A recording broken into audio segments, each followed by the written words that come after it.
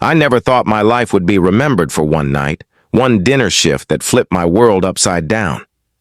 My name is Glesp, and I was just an ordinary waiter at one of the most luxurious restaurants in the city. Nothing about me screamed hero. In fact, most days I barely had the strength to scream at all. Life had been beating me down for years, bills piling up, my sick mother needing medicine I couldn't afford, and a dream of becoming someone buried under the weight of survival. But that night everything changed. The restaurant was glowing that evening. Crystal chandeliers sparkled above. The air was heavy with perfume and expensive cologne, and the kind of hushed laughter that only comes from people who've never worried about the price of bread echoed around me. I was used to serving people who didn't even see me. To them I was invisible, just the guy who refilled their wine glasses and carried their plates. But that night, there was one guest who caught my eye. Kihtrren, the billionaire CEO. She didn't just walk into the room, she owned it. Tall, graceful, her dark hair falling in perfect waves and her eyes sharper than diamonds. Everyone whispered her name when she arrived, but she carried herself like someone who didn't need anyone's approval. I'd read about her in the news. Self-made, a fighter, someone who built an empire from scratch. Funny thing is, I admired her for the same reason people feared her. She had climbed out of nothing, just like me. Only she made it to the top and I was still scraping dishes at the bottom. When I approached her table with the menu, I expected the usual nod or dismissive wave. But instead she looked straight at me.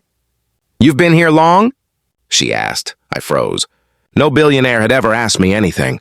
My voice cracked as I answered, 3 years, ma'am. "Since the restaurant opened." Her lips curved into the faintest smile. 3 years? You must have stories." I didn't know what to say. My heart raced, and for a moment I almost forgot I was just a waiter. It felt like she saw me, not just the uniform. I wanted to tell her about my mother, my broken dreams, the nights I cried alone in the staff room. But instead I just nodded politely and poured her water. The dinner went on. Rich laughter, expensive meals, glasses clinking. For a moment everything seemed normal. But then the doors of the restaurant slammed open. 3 men in black stormed inside, faces hidden under ski masks, guns gleaming under the chandelier's light. The music stopped. The laughter died. "Everyone down!" one of them barked, his voice echoing like a whip across the room. My tray slipped from my hands and crashed onto the floor. Plates shattered, and in the chaos I froze. People screamed, some ducked under tables, others were too stunned to move. And then I saw it. The gun pointed directly at Kihtrren. The leader of the attackers sneered. "You thought we wouldn't find you, huh? Billionaire queen hiding behind your money. Tonight you're going to pay."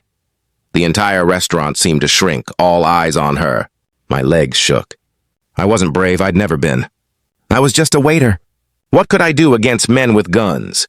But as I stood there, hands raised, I noticed something. Kihtrren wasn't trembling.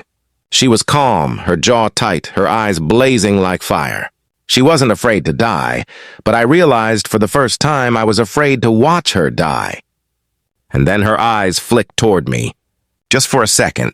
No words, just that look, and it was enough to send a storm through my chest. In that instant, I remembered something my father once told me before he passed away. "Son, there comes a day when life corners you, and on that day you either stay the man the world made you, or you fight to become the man you were meant to be." My father was a fighter. He worked his hands to the bone so we could eat. And in that moment, with 3 attackers surrounding us, I felt his voice pushing me from the grave. "Don't stand there. Do something." The attackers ordered everyone to the floor. One grabbed a woman's purse. Another yanked a man by the collar, but the leader stayed locked on Kihtrren. I glanced at the table. Silverware, wine bottles, anything could be a weapon if I had the courage. My palms were sweaty, my heart thundering like a drum, but I knew I couldn't just stand there. Because this wasn't about money. This was about power. These men wanted to break her. And something deep inside me refused to let that happen. When the leader leaned closer to Kihtrren, pressing the barrel of his gun against her temple, something inside me snapped. I grabbed the nearest wine bottle, my grip trembling but firm, and whispered under my breath, "Forgive me, Dad, if this is the last thing I ever do." With a surge of adrenaline, I swung the bottle with all my strength. It shattered against the back of the second attacker's head. He stumbled, gun slipping from his hand, crashing onto the floor. The entire room gasped. The leader spun toward me, his eyes blazing with rage behind the mask. "You little—" But before he could finish, Kihtrren moved. She slammed her chair into his legs, forcing him off balance. For the first time, the attackers looked uncertain. Their plan had been perfect, but they hadn't counted on a billionaire refusing to be a victim, or a waiter daring to fight back. I snatched the fallen gun, my hands shaking, pointing it with more fear than courage. "Don't move!" I shouted, my voice cracking. The guests stared at me, some with hope, some with disbelief. Me, Glesp, the invisible waiter, was standing with a gun, protecting the most powerful woman in the room. But here's the truth. I wasn't a hero. My whole body wanted to collapse. My knees wobbled, my vision blurred, my heart pounded so hard I thought it would explode. Still, I held my ground, because in that moment I realized something. Courage isn't the absence of fear. It's choosing to act despite it. And with everyone watching, with Kihtrren's life hanging by a thread, I chose. The leader steadied himself, gun raised, eyes locked on me. "You think you can play hero, waiter? You just signed your death sentence." The room went silent again, the kind of silence where even time holds its breath. And there I was, staring down the barrel of a gun, wondering if tonight was the night I'd finally stop being invisible, by dying. Or by fighting back harder than I ever thought possible. The gun was aimed at my chest, and for a moment I swear I could hear my own heartbeat louder than the terrified whispers filling the restaurant. I had never held a gun before. My hands shook so hard I thought I might drop it, but somehow I kept my finger on the trigger. I didn't want to fire, I didn't want to kill anyone, but I couldn't let them see weakness either. The leader's eyes burned through his mask. He stepped closer, raising his weapon until the cold black hole of the barrel stared right at me. In that instant, my life flashed before my eyes. My mother coughing in her bed, my father's grave, the nights I counted pennies for rent. And then Kihtrren's eyes met mine again, steady and unyielding. It was as if she was telling me without words, "Don't give up now." The third attacker, the one still on his feet, lunged for me. My instincts screamed before my brain caught up and I pulled the trigger. The gunshot tore through the silence like thunder. He dropped, clutching his arm where the bullet had struck, screaming in pain. Gasps filled the room. I had shot someone. My whole body went cold, my stomach churned, but I didn't have time to think. The leader roared in rage and fired back. The bullet whizzed past my ear and shattered a bottle behind me.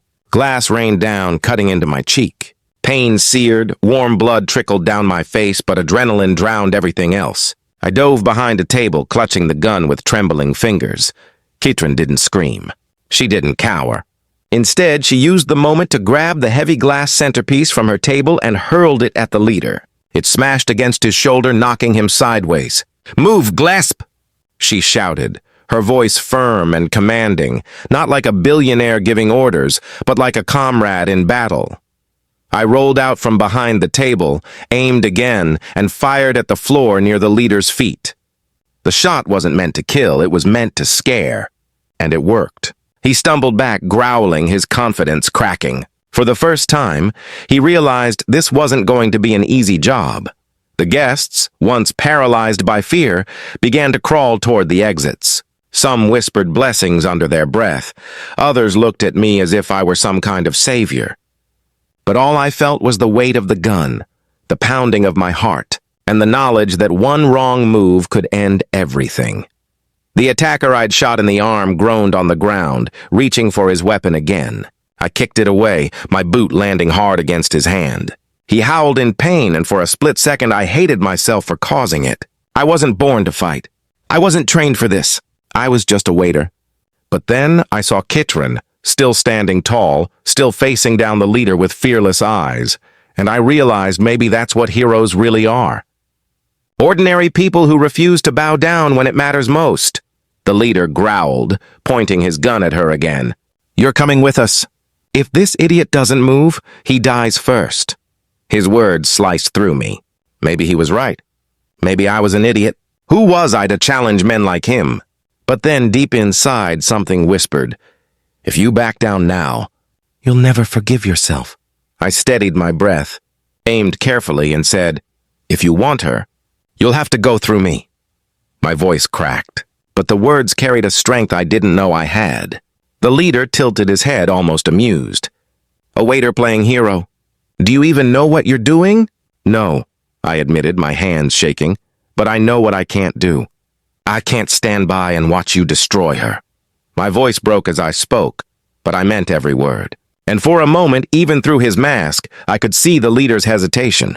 Then everything happened at once. He lunged, raising his gun. I squeezed the trigger. The shot rang out. He stumbled, clutching his side, but didn't fall. Rage consumed his eyes, and he charged at me. We collided hard, the gun flying from my hands. The world spun. Chairs toppled, tables crashed. His fists slammed into me, each blow heavier than the last. I tasted blood in my mouth. My vision blurred, but I refused to stay down. I thought of my father's words, of my mother's fragile hands, of every moment I had been invisible and powerless. Not tonight. I fought back with everything I had. My fists, my elbows, my desperation. He was stronger, but I was hungrier. Every strike I threw carried the weight of my entire life. The weight of being overlooked, forgotten, dismissed. And with each hit, I felt the fire inside me grow. Then I heard her voice. "Glesp!" Kihtrren's cry snapped my focus.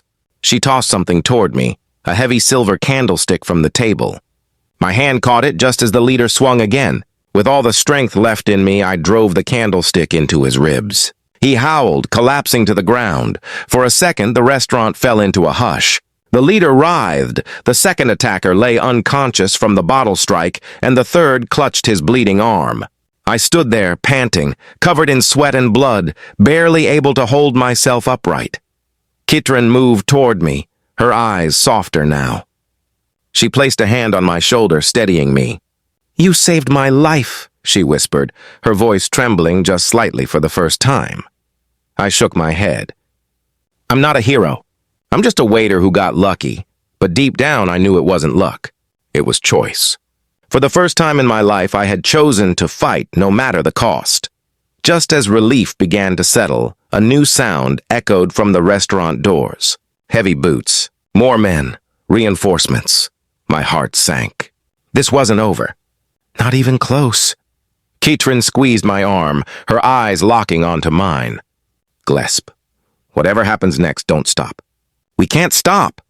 And as the doors burst open again, I realized the night had only just begun. The doors crashed open, and the sound of heavy boots echoed like thunder across the marble floor. My heart plummeted as I saw them. 2 more men, dressed in the same black gear, faces hidden, guns raised. Reinforcements. I had barely survived the first 3, and now there were more. My arms felt like lead, my chest heaved for air, and my body screamed at me to collapse. But I couldn't. Not when Kihtrren stood beside me, her eyes steady, silently reminding me that I wasn't invisible anymore. The leader, still groaning on the floor with blood soaking his shirt, barked out a command. "Finish them!" His voice was hoarse but venomous. The 2 new attackers raised their weapons, aiming straight at us. For a split second, I thought it was over. I felt the cold grip of fear wrap around my throat.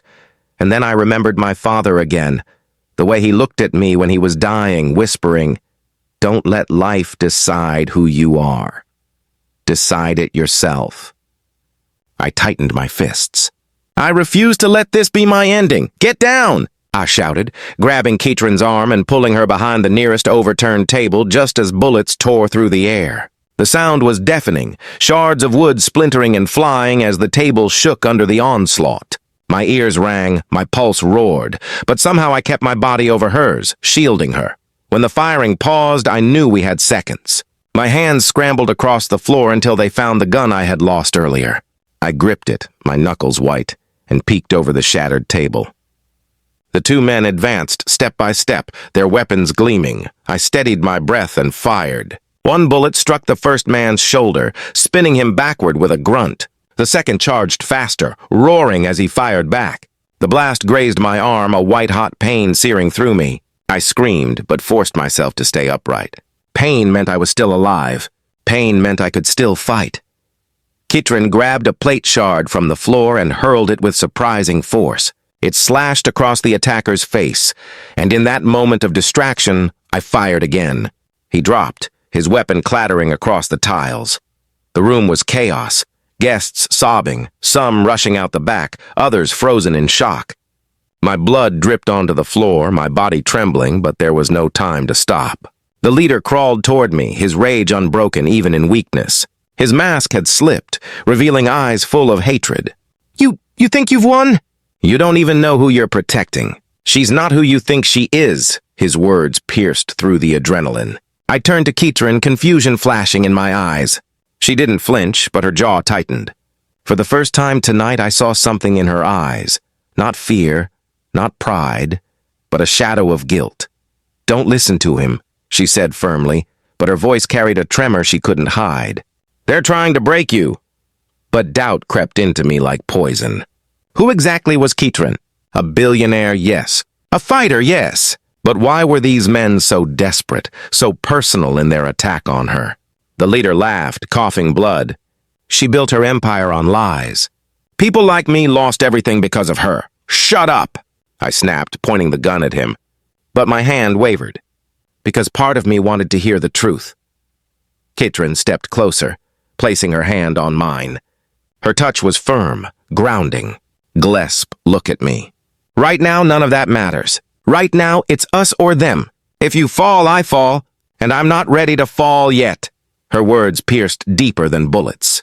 It wasn't denial, it was trust. Trust in me, the waiter no one noticed. Trust that I could carry her life in my trembling hands. I swallowed my doubt and nodded. This wasn't the time for questions. This was the time for survival.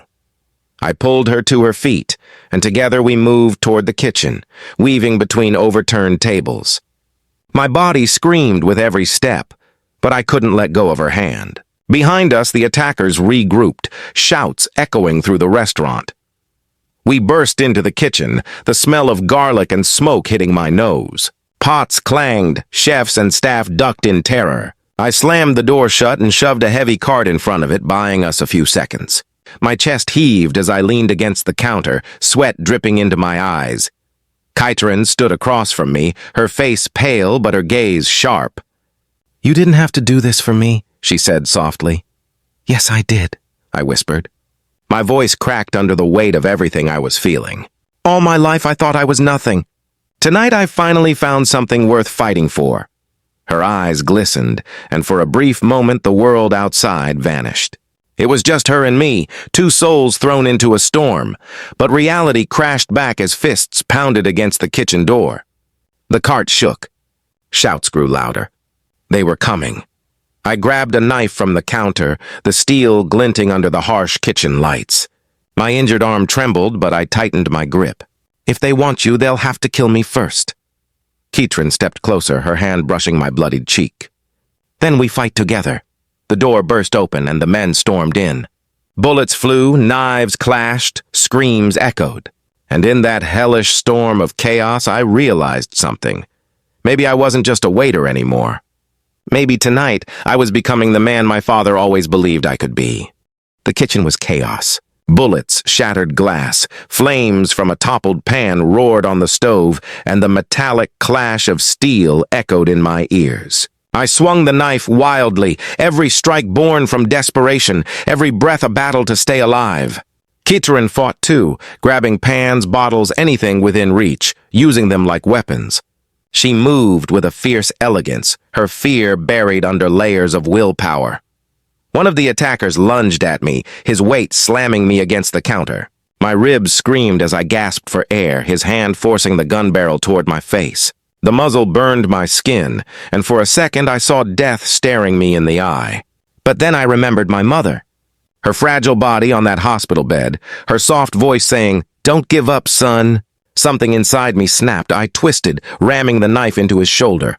He howled, collapsing, and I pushed him off. My body shook violently. I had never taken a life before, and though I didn't know if he would survive, the weight of it crushed me. But there was no time to stop. Another attacker grabbed Kihtrren from behind, pressing a blade to her throat. "No!" I shouted, my voice breaking.